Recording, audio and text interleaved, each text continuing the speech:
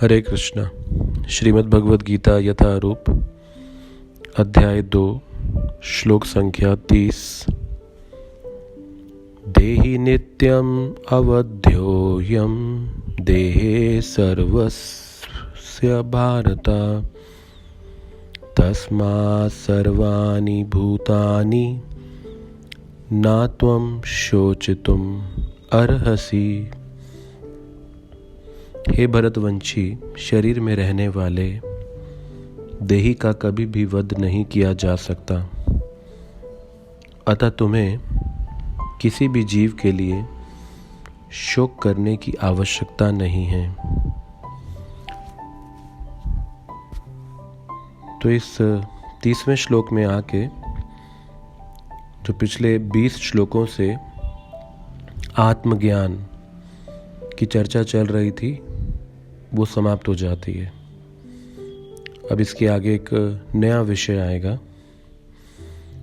तो भगवान इन पिछले 20 श्लोकों में जो कह रहे थे उसका सारांश इस 30वें श्लोक में दिया गया है। देहि नित्यम, तो देह का स्वामी जिसे देही कहा गया है, आत्मा, वो नित्यम शाश्वत है, अवध्य, उसका वध नहीं किया जा सकता, उसे मारा नहीं जा सकता। देहे सर्वस्य भारत, और यह आत्मा हर एक के देह में है। तो जो आत्मा हर एक के देह में है वो देही, वो आत्मा नित्यम है, अवध्य है, उसका वध नहीं किया जा सकता है। यानी कि वो इस शरीर का स्वामी है। तो इस शरीर के निर्माण में कई लोगों का योगदान है, इस प्रकृति के तत्वों का योगदान है, भगवान की कृपा का योगदान है।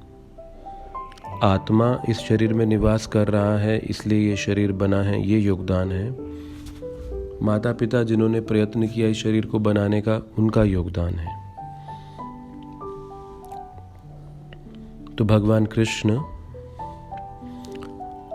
इस आत्मज्ञान के माध्यम से अर्जुन के संशयों को ध्वस्त कर रहे हैं, क्योंकि ज्ञान में स्थित होने पर हम अपने जीवन में सही निर्णय ले पाते हैं। प्रभुपाद जी कह रहे हैं तात्पर्य में कि कृष्ण को प्रमाण मानकर इस भौतिक देह से आत्मा को भिन्न स्वीकार करना ही होगा। तो कम से कम कृष्ण को प्रमाण मानकर हमें इस आत्मा और देह के अंतर को स्वीकार कर लेना चाहिए।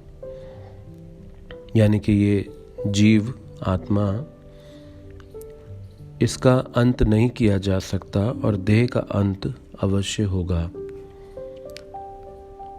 तो भगवान ये अब अर्जुन को ये सारांश देने के बाद ये अपेक्षा कर रहे हैं कि वो ना त्वं शोचितुम् अर्हसि, अब वो शोक ना करें और अपना कर्तव्य करें।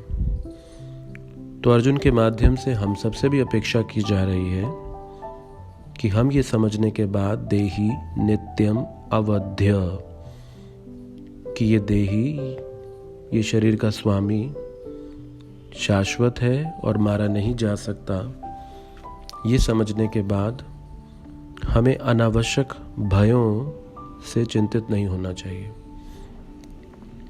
हमें शोकाकुल नहीं होना चाहिए इस शरीर के परिवर्तनों से। किसी भी परिस्थिति में आत्मा नहीं मारा जा सकता और ये समझकर जीवन जीना ही शरणागति है। हरे कृष्णा।